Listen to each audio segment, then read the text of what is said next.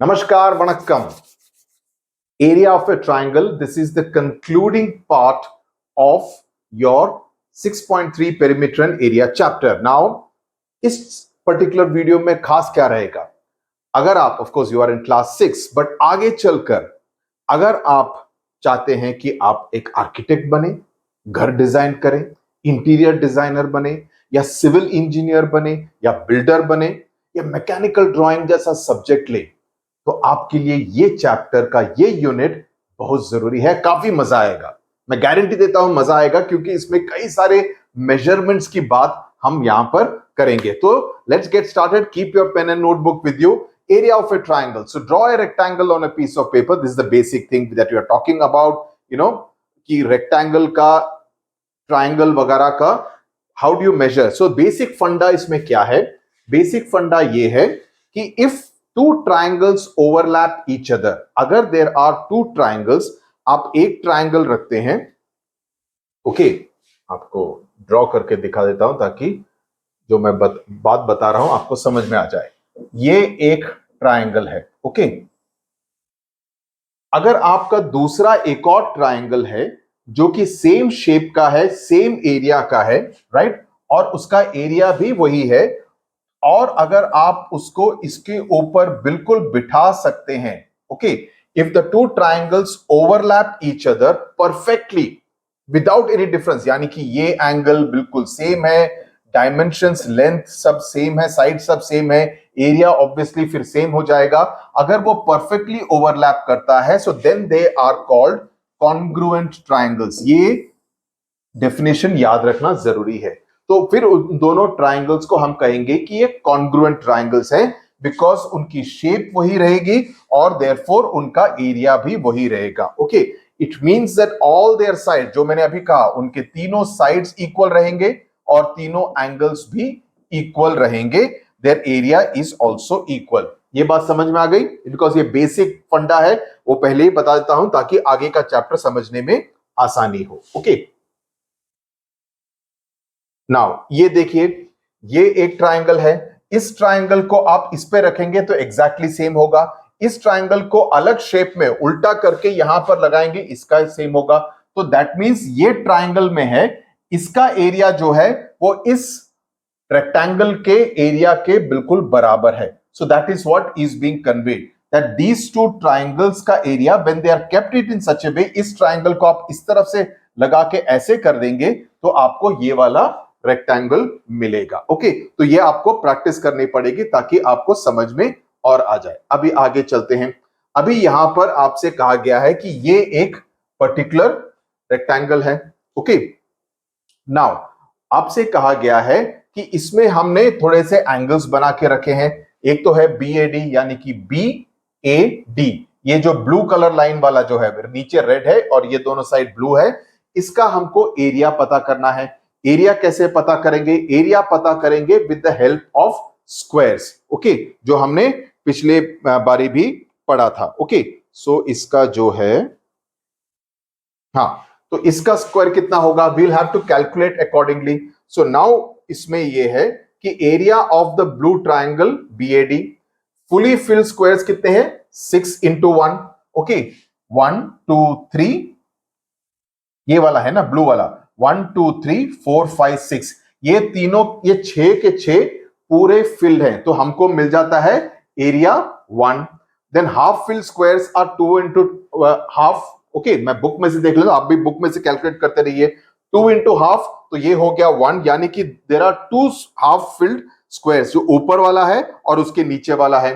Then more than half filled squares 3 into 1, there are 3 of them, 1 2 and 3, which are more than half filled squares, okay। there are 3 half filled more than half filled squares, तो उसको हम 3 मानेंगे। less than half filled squares 3 है, लेकिन उनका value हो जाएगा 0, तो कितना हुआ? 3 plus 6 9, 9 plus 1 10, तो यानी कि total area of BAD is 10 square units। Area of red triangle देखते हैं, जो रेड ट्रायंगल है यानी कि ABE, ये वाला जो ट्रायंगल है, इसको देखेंगे तो इसमें हम पाएंगे that there are five fully filled squares. Calculate करो कि आपको 5 मिलेंगे, 1 2 3 4 5, 5 ऐसे स्क्वायर हैं जो कि पूरी तरह से फिल्ड अप हैं. Then there are half filled squares कितने हैं? 2 हैं, तो वही हो गया 2 इंटू आधा into 1. Then more than half filled squares 4 हैं, तो ये अगेन हो जाएगा 4 का हिसाब 4 into 1, similar to this 4. Less than half filled squares 3 है, वो 0, तो 5 प्लस 4 9, 9 प्लस 1 10. तो इसका भी टोटल हो जाता है 10 स्क्वायर यूनिट्स. ए बी और ई, एस नहीं है, सॉरी ये टाइपो है, ए बी ई का भी आपको 10 स्क्वायर यूनिट्स मिल जाएगा. तो एरिया ऑफ रेक्टेंगल जो एबीसीडी जो रेक्टेंगल है एबीसीडी, इस रेक्टेंगल का शेप कहां से पता करेंगे? तो रेक्टेंगल का शेप पता करने के लिए द फॉर्मूला ऑफ कितना है, सॉरी ये तो अलग है. Area of rectangle ABCD is 20 square units, because एक साइड पे 4 है, एक साइड पर 4 है, 1 2 3 4, एक साइड पे 5 है, 1 2 3 4 5, 4 इंटू 5 20 स्क्वायर यूनिट्स. नाउ आपको मैं एक और फॉर्मूला बताता हूं ताकि आप जब ये स्क्वायर्स वाला जो हिसाब से आप कर रहे हैं, फॉर एग्जांपल आप यहां पर कर रहे हैं ना कि ये फुल स्क्वायर्स है, ये हाफ स्क्वायर है, ये मोर देन हाफ फुल स्क्वायर्स है, लेस देन हाफ फिल्ड है, इसको क्रॉस चेक करने का फॉर्मूला क्या है ये आप आगे वाली क्लासेस में पढ़ेंगे. लेकिन अभी से आपको उसका फॉर्मूला पता चल जाए तो एक तरह से आप ये इस बात की गारंटी दे सकते हैं कि आपसे कोई गलती नहीं होगी. चाहिए फॉर्मूला? फॉर्मूला बताते हैं. फॉर्मूला है ट्राइंगल का हाफ इंटू बेस, कि बेस में कितने स्क्वायर हैं उसको देखो, और उसके बाद उसकी हाइट में कितने स्क्वायर्स हैं उसको देखो. Where height is always perpendicular to the base. इसको मैं इसके हिसाब से बताता हूं. तो इसका हमने देखा 10 स्क्वायर यूनिट्स है. अभी आपको लिखने से पहले एक बार क्रॉस चेक करना है कि कहीं मेरे से गलती तो नहीं हुई. तो उसको कैसे करेंगे? जैसे ये किया ए बी डी है ना, तो इसका हमको क्या आंसर मिला था? 10 स्क्वायर यूनिट्स. तो इसका कैसे करेंगे? How will we cross check this particular thing? तो इसका होगा हाफ इंटू बेस. बेस कैसा होगा?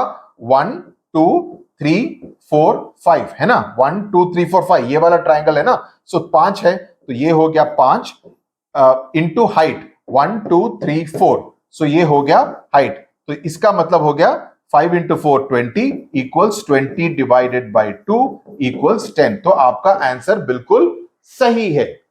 अभी दूसरे वाले को देखते हैं, कौन सा था? ए बी और ई. तो इसमें कितना होगा? नाउ इसमें कोई भी राइट एंगल नहीं है, लेकिन हम इसको मानेंगे एज अ राइट एंगल. तो यहां पर बेस कितना हो गया? 1/2 into 5 into again it is 4 है ना, ये 4 वाला है, तो सेम हिसाब हो गया, ये भी 10 हो गया. तो आपका आंसर दोनों केसेस में सही है. तो इस फॉर्मूले को याद रखो आप. इस फॉर्मूले को अगर आप याद रखते हैं तो आप हर क्वेश्चन को, हर आंसर को क्रॉस चेक कर सकते हैं, तुमसे गलती नहीं होगी. ओके, तो अगर तुम गलती नहीं करना चाहते हो तो इस फॉर्मूले से एक बारी हर चीज को क्रॉस चेक कर लेना. ओके, यह आपको बताया जाएगा बाद में 8th क्लास या 9th क्लास में बताया जाएगा, लेकिन मैंने पहले से ही फॉर्मूला लीक कर दिया. ओके, इस लीक फॉर्मूले का फायदा उठाओ. ओके, तो ये हो गया. तो आगे चल के so what we will see is that both the red and the blue triangles have the same area but they look very different because उनकी शेप काफी अलग है. ओके, सो एरिया ऑफ ए, ये तो हमने बोल दिया 20 square units. The area of angle this thing BAD is half the area of rectangle ABCD. सही बात है. Okay, area of triangle AB is equal to area AEF plus area BF. तो इन सभी का मिला के, so these are the different permutations and combinations because a rectangle, दो triangles को मिला के आप उस रेक्टेंगल का एरिया आप नाप सकते हैं. तो इसके हिसाब से कई सारे permutations and combinations उस पर्टिकुलर रेक्टेंगल के अंदर जितने ट्राइंगल्स थे उसका बताया है कि एरिया ऑफ ट्राइंगल BEF जो है वो हाफ द एरिया. BEF कौन सा है? BE और F, यानी कि जो छोटा ट्राइंगल है BEF जो 90 डिग्रीज का एंगल है वो है half of the area of rectangle BFEC. BFEC जो pink colour, light pink shade में जो है, यहां पर येलो में दिखाया है, बुक में पिंक में है. ओके, तो यहां पर अगर आप देखें तो BEF जो है ये वाला जो ट्राइंगल है, इसके ऊपर मैं मार्क करके दिखा देता हूं ताकि आसानी हो। ओके, तो ये जो BEF वाला जो ट्राइंगल है, इसका एरिया कितना है? इसका एरिया और ये वाला ECB वाला एरिया जो है, ये दोनों के दोनों बराबर हैं। ओके, इस ट्राइंगल को ऐसे रखा है, इसकी नोक इस तरफ है, उसकी नोक B की तरफ है, लेकिन इन दोनों को मिला के ये रेक्टेंगल बना। तो इसका मतलब क्या हुआ? इस ट्राइंगल का एरिया इस पूरे रेक्टेंगल के एरिया का आधा है। Understood? Okay, that's what is being conveyed. Thus the area of triangle ABE is equal to half the area of rectangle AFED. AFED, हाँ जी, कि ये ट्राइंगल का एरिया जो है AFED के आधा है, बिकॉज ये वाला है और इस तरफ का आधा पड़ता है, plus half the area of rectangle BFEC उसका भी आधा है। तो इसका आधा है, इसका आधा है। Okay,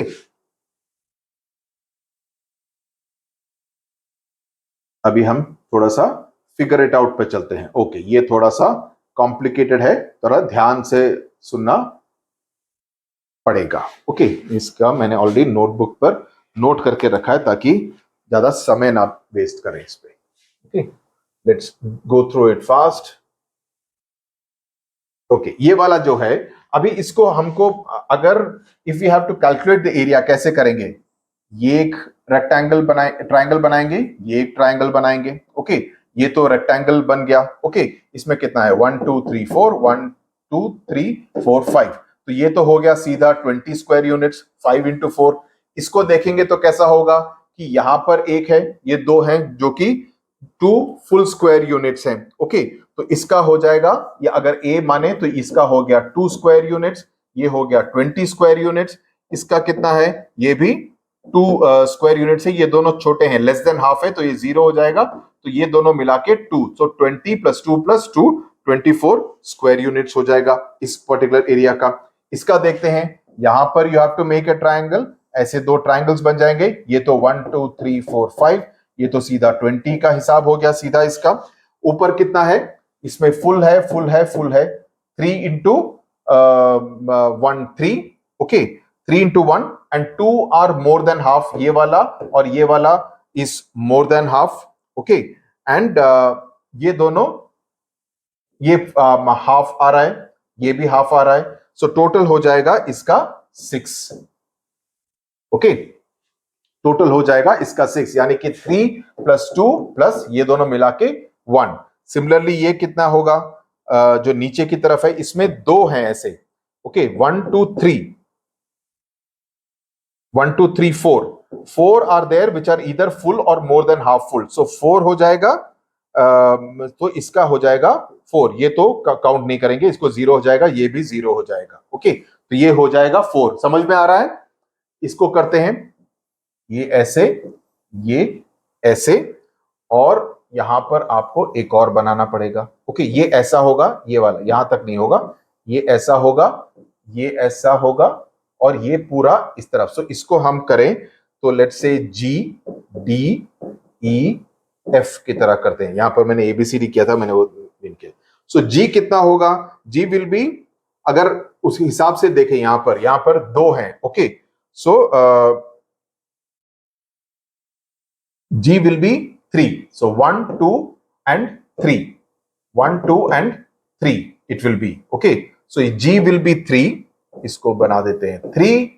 And if you want to calculate it with the formula, half into base, half into base, half into 3 into 2, तो ये हो गया 6, 6/2 3, तो करेक्ट आंसर है। तो इसी तरह से आप हर चीज को क्रॉस चेक भी कर सकते हैं। दूसरा हो जाएगा D का एरिया होगा, please calculate, I am leaving it as your homework. ये हो जाएगा 24, इजी है। 1 2 3 1 2 3 4 5 6 7 8, 8 into 3 24। E का एरिया कितना होगा? E का एरिया होगा, मैंने कैलकुलेट किया है, ये आ जाएगा 18, बिकॉज इसमें 16 आर फुल और more than half full and 4 are half filled. Okay, so 16 हो जाएगा, 16 + 2, ये वाला इसका हिसाब है 16 + 2। Please cross check in your textbook के साथ क्रॉस चेक कीजिए कि क्या मेरा कैलकुलेशन सही है या नहीं। तो इसका हो जाएगा 16 प्लस 2। ये F वाला जो नीचे है इसका आता है 3, 1 2 एंड 3, ये होता है 3। ओके, थोड़ा मेसी हो गया, लेकिन I want you to cross check each one of this so that you also get used कि आप भी कैलकुलेट करें कि किस तरह से कैलकुलेट करना है। ओके, आलसी मत बनो, I want you to calculate each one of them. ये लास्ट दो मैं होमवर्क में छोड़ूं या मैं करूं? कर देता हूं जल्दी से, ताकि आप उसको बाद में क्रॉस चेक भी करें। अभी इसका ये जो डी वाला जो अजीबोगरीब जो शेप है, इसको कैसे कैलकुलेट करेंगे, इसको कैसे आप अलग अलग रेक्टेंगल्स में बनाएंगे? तो ये तो हो जाएगा ये एक, दूसरा ये, तो इसको हम x मानते हैं, इसको हम y मानते हैं, इसको हम z मानते हैं। तो z तो बहुत आसान है, ये 4 है, ये 3 है, तो ये तो हो गया 12। x को क्या होगा? x होगा सिर्फ 1। ओके, सिर्फ 1 होगा। और y कितना होगा? 1 2 हो गया और 3 हो गया, सो ये हो गया 3। तो this is very easy, 12 plus 3 15 plus 1 16। ये लास्ट वाला ई में चलते हैं। ओके, इसमें कैसे आप करेंगे? तो इसको अगर हम n माने, इसको s माने, तो n तो हो जाएगा 4।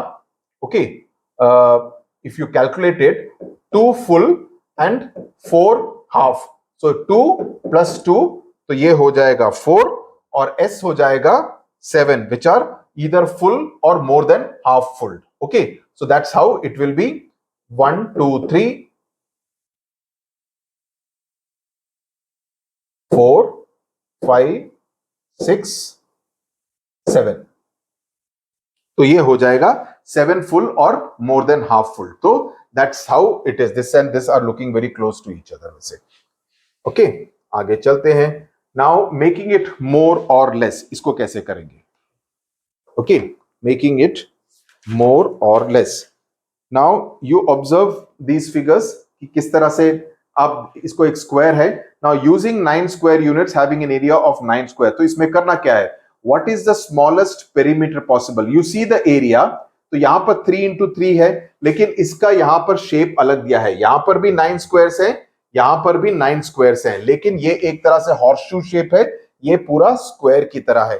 तो आपसे ये प्रश्न पूछा गया है कि what is the smallest perimeter which is possible, कि पेरीमीटर किस तरह से सबसे स्मॉलेस्ट हो सके। तो उसके लिए आपको करना क्या है? ओ, यहां पर ये था, यहां पर बनाना था कि smallest perimeter will B 3 into 3, so that it will be 3 plus 3 plus 3 plus 3, यानी कि 12 units. That is the smallest perimeter. लेकिन लॉन्गेस्ट लार्जेस्ट पेरीमीटर कितना होगा? By arranging all the squares in a straight line, perimeter will be 9, यानी कि perimeter जो है, आप जो पेरीमीटर बना रहे हैं, that will be 1 this side. यहां पर आप 9 यूनिट्स को लगाइए। ओके, इस तरफ 1 होगा, इस तरफ 9 होगा, 9 होगा, ये होगा, तो then you will see perimeter हो जाता है 20 यूनिट। तो इस तरह से आपको दिमाग लगाना पड़ेगा कि किस तरह से मैं पेरीमीटर को सबसे छोटा बना सकता हूं, किस तरह से मैं पेरीमीटर को सबसे बड़ा बना सकता हूं। That is what is going to be the test. तो इसमें आपकी एडिशन एबिलिटीज और बेसिक कॉमन सेंस की कोई इस्तेमाल करने की जरूरत काफी पड़ेगी, तो इस पर जरा ध्यान दीजिए। तो जितनी ज्यादा सम्स आप यहाँ कर रहे हैं, साथ साथ आप भी सॉल्व करते रहिए ताकि आपकी प्रैक्टिस होती रहे। ओके, नाउ इसके बाद जो तीसरा क्वेश्चन है, मैं बुक में से देख लेता हूं। Make a figure with a perimeter of 18 unit. So आप किस तरह से बनाएंगे? Make a figure with a perimeter of 18 unit. So 18 का पेरीमीटर होना चाहिए, आपसे ये कहा गया है। तो इसमें आप क्या करेंगे? एक एल शेप्ड फिगर बनाएंगे जहां पर बेस रहे 3 स्क्वायर्स का, यानी कि आप ऐसे बनाएंगे, यहां पर बेस रहे 3 स्क्वायर्स का और ऊपर रहे आपका 6 यूनिट्स। ओके, तो इस तरह 1 2 3, तो ये 3 यूनिट हो गए, 1 1 2 3 4 5 6। ओके, तो यहां पर क्या होगा आपका? ऊपर square, so 1 will be common, सो 1 2 3 4 5 6, ये 5 है। ओके, ये 5 है, 6, तो यहां पर आप एक तरफ 6 हो गया, ये 1 हो गया, देन यहां पर 3 हुआ, 3 हुआ, सो 6 3, ये 1 हुआ, 1 1 1 1 1 1 1। तो ये पूरा जब आप कैलकुलेट करेंगे, ये पूरा जब आप कैलकुलेट करेंगे, टोटल बन जाता है 18 यूनिट्स। समझ में आया? मजा आया? सोचने की बात है, you just have to think differently. Okay, यहां पर अगर आप सोचें तो ये 3, 2, 3, 4, 5, 6, सो 6, 5, 4, 3, 2, 1, ये 3 हुए और 1, 1, 1, 1, 1, 1, 1, 1 और ये ऊपर एक और 1। ये हो गए आपके टोटल 18 यूनिट्स। समझ में आया? So that's how you shade with A. और आप इसको अलग से भी कर सकते हैं by making it an inverted T shape. ये आपका होमवर्क रहेगा। इन्वर्टेड टी शेप फिगर या टी शेप फिगर के साथ, टी मतलब ऐसे करके, टी करके आप उसको भी स्क्वायर्स बना के कैलकुलेट कर सकते हैं कि क्या उसमें बनता है या नहीं। ओके, ये हो गया। ये आपको एक तरह से in your this thing square, आपका जो नोटबुक होगा पुराने टाइप का जो मैथ्स का, उसमें आप इस तरह का डिजाइन बना के आप देखिए कि कहां पे आप लगाएंगे। Think and find what all will the change of the perimeter if a new square is added as shown on the right. ये वाला जो स्क्वायर है आप यहां पे लगाएंगे तो पेरीमीटर इस फिगर का कितना होगा, आप यहां पे लगाएंगे तो पेरीमीटर कैसे चेंज होगा, आप ऊपर लगाएंगे तो कैसे शेप होगा, इधर साइड में लगाएंगे तो कैसे डिफरेंट होगा। तो आप उस तरह से करने का फायदा क्या होगा कि तुमको एक तरह से एडिशन करने की आदत पड़ जाएगी and you will get comfortable with the idea of calculating the perimeter. तो ये एक्सरसाइज आप जरूर कीजिए अपने घर पे सो that you get more comfortable, आपकी स्पीड काफी बढ़ जाएगी। अब यहां पर आते हैं, ये है आपका एक मास्टर घर का डिजाइन। अरे ये फिट नहीं हो रहा है, मेरे को थोड़ा छोटा करना पड़ेगा। आई होप आप देख पा रहे हैं। ओके, इन केस आपकी बुक में तो है ही ये चीज। ओके, तो ये करने में मजा बहुत आएगा। ओके, इसमें तो मेरे को थोड़ा दिमाग लगाना पड़ा। तो आपको यहां पर आपके कुछ मेजरमेंट्स दिए गए हैं। एक जो घर का डिजाइन होता है, आप अपने फादर या मदर से पूछिए, जो आप जिस घर में रहते हैं उसका फ्लोर प्लान के बारे में पूछिए। तो फ्लोर प्लान कुछ इस तरह से होगा जहां पर आपके हर कमरे का डायमेंशन दिया होगा। किचन का डायमेंशन इतना है, बेडरूम का डायमेंशन इतना है, हॉल का इतना है, यूटिलिटी एरिया का इतना है। उस तरह से आपको डायमेंशंस दिए जाएंगे। तो यहां पर कुछ डायमेंशंस दिए गए हैं, कुछ नहीं दिए गए हैं, और जो नहीं दिए गए हैं उसको हमको कैलकुलेट करना है। तो मजा आएगा। तो इसमें बताया ये गया है कि ये जो साइड है, इस साइड के बारे में बताया नहीं गया है। लंबाई कितनी है उसके बारे में वी डोंट नो, लेकिन चौड़ाई कितनी है वो है 30 फीट, उसके बारे में बताया गया है। और कुछ रूम्स के डायमेंशंस दिए गए हैं। फॉर एग्जांपल, इस रूम का डायमेंशन दिया गया है, किचन का भी डायमेंशन दिया गया है। बहुत ही बड़ा किचन है। ओके, किचन का डायमेंशन मास्टर बेडरूम के ऑलमोस्ट सेम है। तो यहां पर यह कहा गया है कि लेंथ 15 फीट है। ओके, मैं एनोटेट कर देता हूं इसको। ओके, ये कहा गया है कि लेंथ 15 फीट है, यानी कि इस तरफ का जो है ये 15 फीट है। ओके, इस तरफ का आपका 15 फीट है। एग्रीड? ग्रेट। दूसरा हमको क्या पता चला है कि ये 12 फीट है, यानी कि इस तरफ का ये 12 फीट है, ये 15 फीट है, ये 12 फीट है, ये 15 फीट है। तो इसका मतलब क्या हुआ, ये 15 फीट हमको पता चल गया। बिकॉज ये 15 फीट है तो ऑब्वियसली ये 15 फीट है। ये अंडरस्टूड। तो इससे हमको क्या फायदा हुआ, हमको इसके बारे में पता चल गया कि ये 15 फीट है। तो इसका मतलब 15 प्लस 5, ये जो है 5, ये 5 फीट है, ये 15 फीट है। तो इस पूरे बाहर के एरिया के बारे में हमको पता चल गया। 15 प्लस 5 20, 20 प्लस 15 35। सो ये जो लेंथ है वो हो गई 35 फीट। तो मतलब पूरे एरिया कितना है, 35 इंटू 30, यानी कि 1050 फीट। ये जो आखिर में हम ढूंढेंगे 1050 स्क्वायर फीट का पूरा एरिया है, 1050 का। ओके, लेकिन उस पर हम बाद में आते हैं, पहले अंदर के डायमेंशंस को पूरा खत्म कर देते हैं। अभी ये पता चला है हमको कि ये 12 फीट है, ये पूरा 30 फीट है।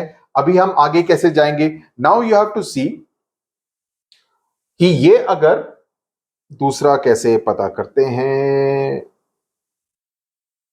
हाँ, तो ये हो गया कि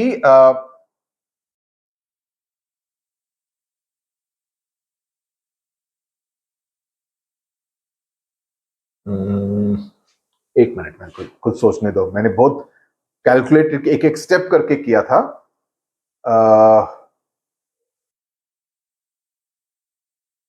to two two two two हाँ, यस। सो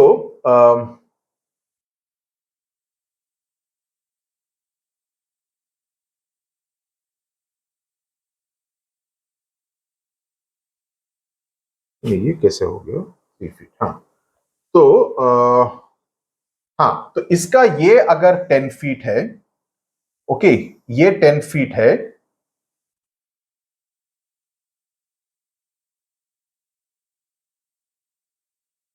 दूसरा कैसे किया था? हाँ हाँ, तो ओके, लेट्स डू दिस।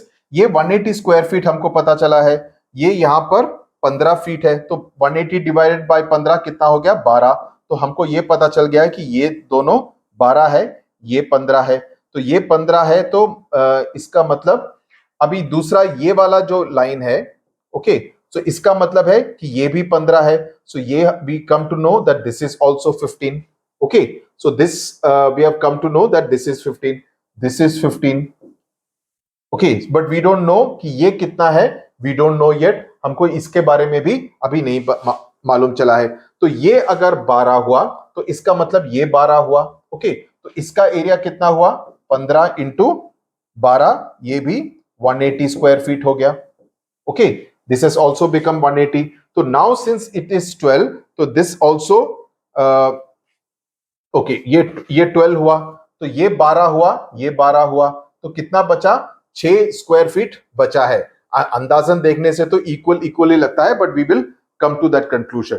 तो ये अगर 15 है, ये we come to know that this is 15। तो now this one is 5, so this one is also 5।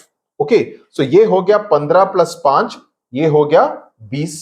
Okay, so we come to know of the length, but we still don't know the width of this particular area yet, है ना? तो that is one thing that we need to find out.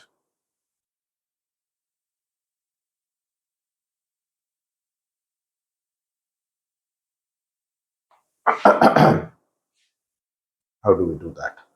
हाँ, so how we will do this, because ये वाला area है 15, okay, ये वाला area है 15 और यहां तक है 12। ओके, सो 12 में से गए 3, तो ये 3 हो गया, तो बाकी बचा 3, तो ये हो गया, तो ये हो गया 45 स्क्वायर फीट, ये भी हो गया 45 स्क्वायर फीट, ये 15 है 45 स्क्वायर फीट, तो ये हो गया, तो ये 15 है, तो ये 15 प्लस 5, ये 20 ऑलरेडी मालूम है, तो ये 3 फीट है, तो ये भी 3 फीट है, तो ये हो गया आपका 60 स्क्वायर फीट।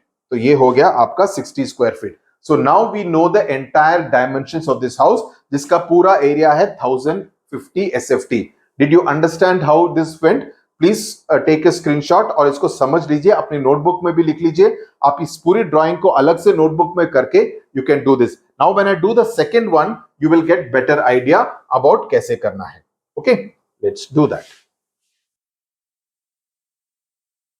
इसमें भी वही करना है कि हाउ डू वी, इसको और बड़ा करके फिट होगा, हाँ फिट हो जाएगा ये। ओके, इसको थोड़ा बड़ा कर देते हैं। Let me annotate. ओके, इसमें क्या बताया गया है? इसमें लंबाई दी गई है कि वो है 42 फीट, लेकिन हमको विड्थ के बारे में बताया नहीं गया है, वो हम पता कर लेंगे, कोई दिक्कत की बात नहीं है। तो इसमें हमको किचन और मास्टर बेडरूम के डायमेंशंस दिए गए हैं कि मास्टर बेडरूम के जो डायमेंशन है, ओके, वो कितने हैं उसके बारे में बताया गया है।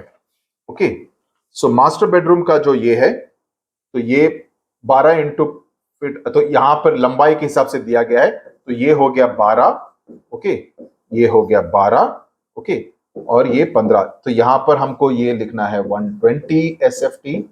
इस पेन के साथ ना वो पूरा मेरा खराब हो जाता है।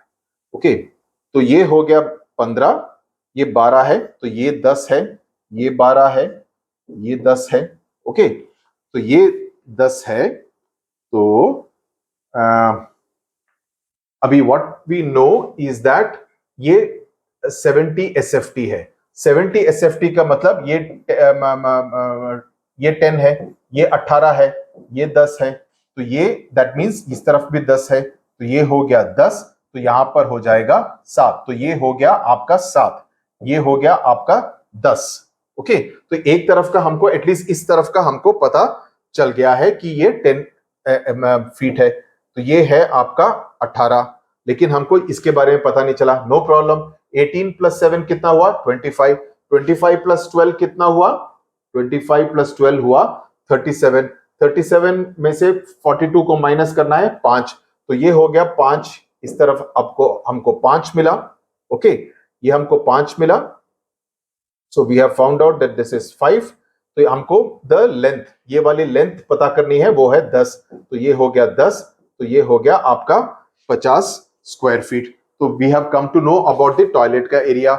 यूटिलिटी का एरिया मालूम है, किचन का मालूम है, मास्टर बेडरूम, तो ये पूरा का ऊपर का एरिया हमको सब पता चल गया। स्मॉल बेडरूम का भी पता चल गया। अभी हॉल और एंट्रेंस का ही एरिया के बारे में पता लगाना है, कोई प्रॉब्लम नहीं है। तो इसमें अभी और क्या होगा? यहां पर 18 है, यहां पर 5 है, तो इसका मतलब ये 23 है, which we already know that this is 23। तो ये पूरा 23 है, लेकिन we don't know about this particular height. इस हाइट के बारे में we don't know as of now. तो इसमें क्या होगा? अगर ये 7 फीट है, ये 7 फीट है, तो इसका मतलब ये भी 7 फीट है। ओके, तो ये 7 फीट हो गई। ओके, तो इसका क्या हुआ? 12 प्लस 23 प्लस 7, तो ये हो गया 30। इस तरफ 42, वी नो दैट ऑलरेडी कि वो 42 है, तो ये इस तरफ का भी कंफर्मेशन हो गया। 12 प्लस 23 प्लस 7 42। दूसरा, अभी हमको ये पता करना है कि अगर यहां पर ये 10 है, तो ये हो गया आपका ये 15 और ये 10 है। Okay, this is total of 15 plus 10 25। So this side the area is 25। So 25 minus 10, तो ये हो गया एंट्रेंस आपका 15 दिस थिंग। सो ये हो जाएगा 105 स्क्वायर फीट। ओके, तो ये हो गया 15। So that we now know that this side is 15।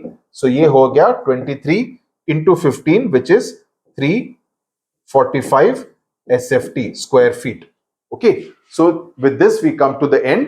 तो इसमें क्या होगा? Again we have to multiply 25 into 42 which is again 1050. 42 into 25, 21 4 8 0 5 10 या 1050 स्क्वायर फीट। तो ये हो गया आपका दूसरा वाला। आई होप आपको ये समझ में आया। करने में बड़ा फैसिनेटिंग लगता है, बहुत मजा आता है इसको, इस तरह के। It's almost like a puzzle. तो इसका भी स्क्रीनशॉट ले लो अगर समझ में नहीं आया। I want you to solve it in your notebook separately. Okay, ये हमने कर दिया है, दोनों का एरिया सेम है। ओके, ये थोड़े से पजल्स हैं which are again not very difficult, काफी सिंपल से पजल्स हैं। सिर्फ एक थोड़ा सा कॉम्प्लिकेटेड है, वो मैं बताता हूं। तो ये तो बड़ा simple, it's almost like a puzzle. ये 13 है, 26 है, 15 का क्या होगा?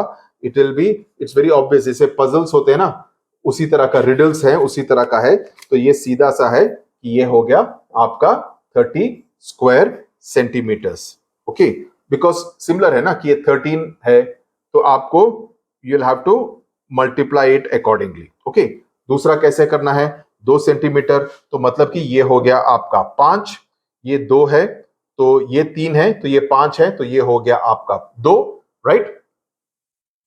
अगर ये 2 है और यहां पर आपका 3 है, ये आप देख सकते हैं कि ये स्क्वायर है।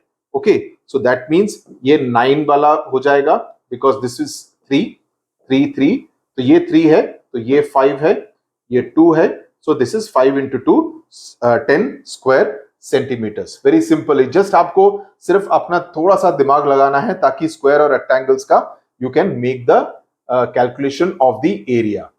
ओके, ये वाला देखते हैं, इसको कैसे करना है।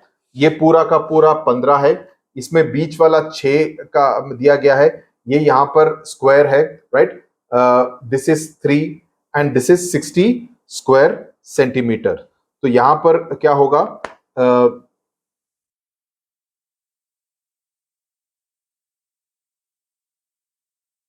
तो ये अगर 6 है तो और इसका एरिया 42 है, तो that obviously means this becomes 7 7 into 6 42, so this side is 7, so 7 plus 5 12, so this is 12, so that means इस तरफ का ये कितना है? 5 है। Okay, this becomes 5, so 12 into 5 60 square centimetre. तो ये पूरा 15 है, तो 7 प्लस 2 12, तो ये हो गया आपका 3। So this becomes a square. So 3 into कितना हो गया, ये 3 है। तो इसका मतलब है ये स्क्वायर नहीं है, ये डिफरेंट, ये रेक्टेंगल है, 4 है ये। सो 4 इंटू 3 इट बिकम्स, ये 4 कैसे, 12,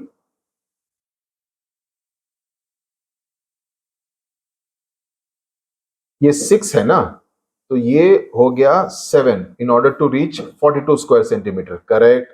तो ये हो गया आपका 5, करेक्ट। सो 7 प्लस 5 12, 12 15 में से आपके 3 होगा, तो 3 इंटू 4, तो ये हो गया आपका 12 स्क्वायर सेंटीमीटर, सही बात। तो ये हो गया, हाँ 7 है ना, ये 4 प्लस 3 7 7, ये आपका 6 है, सॉरी, अरे गड़बड़ हो गई, सॉरी सॉरी। 6 प्लस 5 11, 11 प्लस 4, ये 4 है, सॉरी सॉरी गलती हो गई, 4। तो ये हो जाएगा आपका 16 स्क्वायर सेंटीमीटर। मैंने यहाँ नोटबुक में बुक में करेक्ट लिखा है, वही मैं गड़बड़ कर रहा हूँ। यहाँ पे 6 होना है, 7 नहीं होना। ओके, दिस इज 6 सेंटीमीटर, मैं 7 नहीं, 7 तो ये वाला है, 7 ये है, तो 7/6 है। Okay, so this is done. ये वाला थोड़ा कॉम्प्लिकेटेड है, तो जरा ध्यान दीजिए। ओके, इसमें क्या करना है, आपको पहले ये देखना है कि ये है 5 सेंटीमीटर और आपका एरिया है कितना है, 18 स्क्वायर सेंटीमीटर। तो इसका मतलब है एक side becomes 18/5। It is not divisible, 18 is not divisible by 5, तो हम इसको 18/5 लिखते हैं। ओके, नाउ आपको पता चला है कि ये 4 सेंटीमीटर है और ये है 18/5। तो इसका मतलब तो कैलकुलेट करेंगे तो 18/5 प्लस 4। ओके, 18/5 प्लस 4 यानी कि 18 प्लस 5 इंटू 4 20 डिवाइडेड बाई 5, यानी कि 38 divided by 5, 38 divided by 5। Now अभी आपको करना है कि यहां पर आपको पता है कि ये 38 स्क्वायर सेंटीमीटर है। आपको इस तरफ की डायमेंशन के बारे में you have to find out. Okay, so how would you find out? So 38 which is the area, ये वाला 38 इक्वल्स 38/5 जो हमको यहां पर मिला है। ओके, 38/5 इंटू एक्स, ये वाला जो एक्स है उसके बारे में पता करना है। So what we will do is 38, ये 38/38 इंटू 5, ये दोनों क्रॉस हो गए, तो इसकी वैल्यू हो गई 5 centimetre. Okay, this will be 5 centimetre. This is the way you will have to calculate. चलो आगे चलते हैं। Now let's come back to the book and figure it out वाले क्वेश्चन देखते हैं। Give the dimensions of a rectangle whose area is the sum of the areas of these two rectangles having measurements of 5 meters into 10 meters and 2 meters into 7 meters। कैसे करेंगे? Dimensions of the rectangle whose area is the sum of the areas of these two rectangles, कि एक rectangle है उसके अंदर 2 rectangles हैं, उसका measurement इतना है, तो आप क्या करेंगे? इसमें पहला का है 5 मीटर टू 10 मीटर यानी कि 50 स्क्वायर मीटर, दूसरे का है 2 meters into 7 मीटर यानी कि 14 स्क्वायर मीटर, तो 50 प्लस 14 हो गया 64 square meters। So the third rectangle area is 64 square meter। अब 64 को आप कैसे बनाएंगे एक रेक्टेंगल में? उसके डायमेंशंस होंगे 16 meters by 4, 16 into 4 64, या आप क्या कर सकते हैं 64 into 1 भी कर सकते हैं एरिया के लिए, 32 into 2 भी कर सकते हैं, लेकिन 8 into 8 नहीं कर सकते क्योंकि तब वो बन जाएगा स्क्वायर, रेक्टेंगल नहीं रहेगा। इसमें 8 मीटर चारों साइड 8 मीटर हो जाएंगे तो वो स्क्वायर बन जाएगा। So we will have to go either by this one or this one or this one. Okay.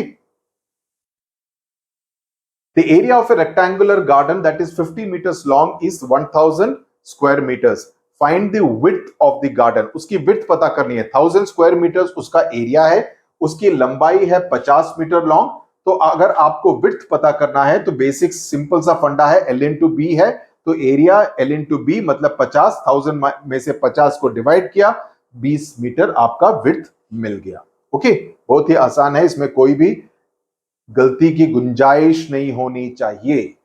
The floor of a room is 5 metre long, 4 metre wide, यानी कि 20 metre square metre की area है, उसमें एक square carpet डाला गया है जिसमें कि sides and 3 metres in length on the floor, find, जो कि स्क्वायर है यानी कि 3 इंटू 3+3+3+3।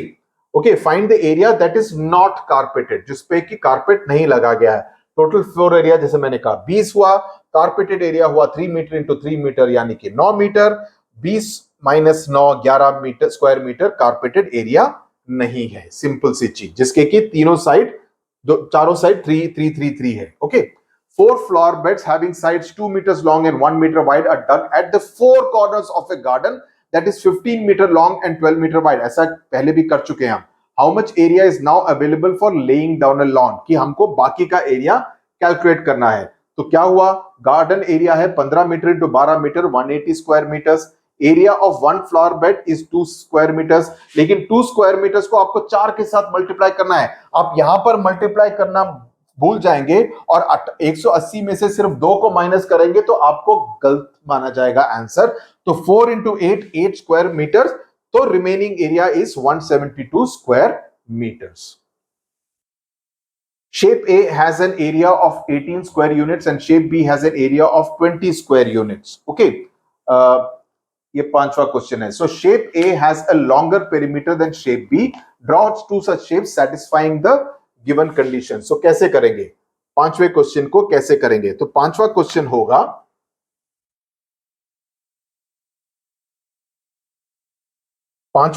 होगा, कि shape A will be,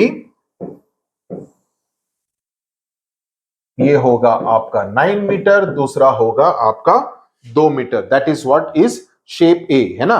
shape A 18 square units and shape B is this. तो इस तरह से आप करेंगे तो 18 स्क्वायर यूनिट्स का आपका 9 इंटू 2 आपका हो जाएगा 18 स्क्वायर यूनिट्स। शेप बी कैसे करेंगे? शेप बी आपसे कहा गया, क्या क्या कहा गया है कि आपको 20 स्क्वायर यूनिट्स का चाहिए। सिंपल है, तो यहां पर आप एक तरफ 4 बनाएंगे, एक तरफ 5 बनाएंगे, हो जाएगा आपका 20 स्क्वायर यूनिट्स का area. Simple, okay, no problem at all. Next question क्या है? On a page in your book, draw a rectangular border that is 1 centimeter long from the top and bottom and 1.5 centimeter। ये तो simple है। आपको करना क्या है? आपको बेसिकली करना है कि if the top and bottom are 1 centimeter each, top and bottom 1 centimeter each, left and right side 1.5 centimeter, then perimeter will be 2 into L plus B, यानी कि 2 into 1 plus 1.5, 2.5 into 2 will be 5 centimeter long। Okay, 5 centimeter का perimeter। So that is what you will need to do। perimeter का border हो जाएगा 5 centimeters। Now let's look at the 7th question। Draw a rectangle of size 12 units into 8 units। Draw another rectangle inside it without touching the outer rectangle that occupies exactly half the area। तो what is it that you need to do? तो इसमें आप करेंगे क्या? आपको करना ये है कि आपको एक बड़ा रेक्टेंगल बनाना है। ओके, उसके डायमेंशंस क्या होंगे? इस तरफ होगा 12, इस तरफ होगा 8। उसके अंदर आपको एक और रेक्टेंगल बनाना है जिसके की कोई भी साइड्स बड़ी वाली रेक्टेंगल के कॉर्नर्स को कहीं पर भी कहीं टच नहीं करेगी। यहां पर होगा आपका 6, 8 और इस तरफ होगा 6। सो 12 into 8 that becomes 96 square units. Okay, और इसका एरिया बिल्कुल हाफ हो जाएगा क्योंकि इसका होगा 48 square units. 48 into 2 is 96, so it's exactly half of that। तो वही पूछा गया है that draw another rectangle inside it touching the area that occupies exactly half the area। तो इसका एरिया है 48 स्क्वायर यूनिट्स, इसका है 96 डिवाइडेड बाय 2 is 48। तो हमारा वो कंडीशन फुलफिल हो जाता है। ओके, आगे चलते हैं लास्ट क्वेश्चन पर। A square piece of paper is folded in half. The square is then cut into 2 rectangles। एक स्क्वायर पीस लीजिए, उसको हाफ में फोल्ड कीजिए, उसके बाद उस स्क्वायर को 2 रेक्टेंगल्स के में कट कीजिए। Okay, regardless of the size of the square, one of the following statements is always true। Which statement is true here? ये पूछा गया है। आपकी बुक में से देख के मैं बताता हूं। पहला स्टेटमेंट है the area of each rectangle is larger than the area of the square। This is a false statement because area of each rectangle is exactly half of that of the square area। तो area of the square will be double that of the area of each rectangle. तो ये पहला statement false होता है। दूसरा statement है the perimeter of the square is greater than the perimeters of both the rectangles put together, added together. ये भी false है। In fact the perimeter of the two resulting rectangles combined will be greater than the perimeter of the square. हमने देखा है कि rectangles का perimeter, because उनकी एक तरफ की लंबाई ज्यादा होती है, विड्थ कम होती है, तो पेरीमीटर स्क्वायर के मुकाबले हमेशा ज्यादा होता है। ओके, तो यहां पर ये फॉल्स स्टेटमेंट है, because perimeter of the two resulting rectangles combined will be greater than the perimeter of the square. तीसरा क्या है? The perimeters of both the rectangles added together is always 1.5 times the perimeter of the square. Now it can happen, it may not happen always. So always नहीं होगा. This will depend on the size of the square, कि square का size कितना है उसके ऊपर depend करेगा. ये हमेशा ये बात लागू नहीं होगी.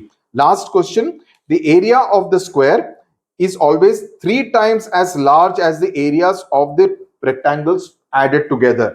False, because the area of the square is equal to the sum of the area of both rectangles combined.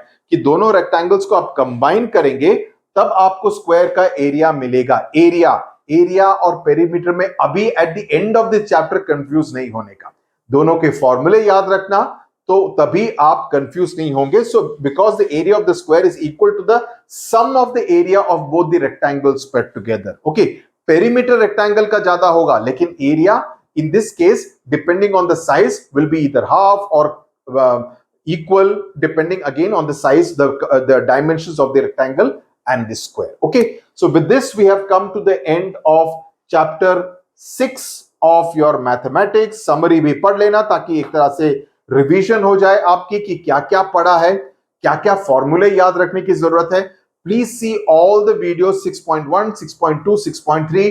बहुत ज्यादा डिटेल में सभी क्वेश्चंस को सॉल्व करते हुए समझाया है, तो मैं उम्मीद करूंगा कि इस चैप्टर में तुम कोई भी गलती नहीं करोगे. Okay, let's now move to the remaining chapters in your syllabus, जो कि हमने थोड़े से शुरू भी कर दिए हैं, लेकिन आई होप यहां तक की जर्नी सफल हुई. Share the video and subscribe to the channel. Tata, bye bye, नमस्कार.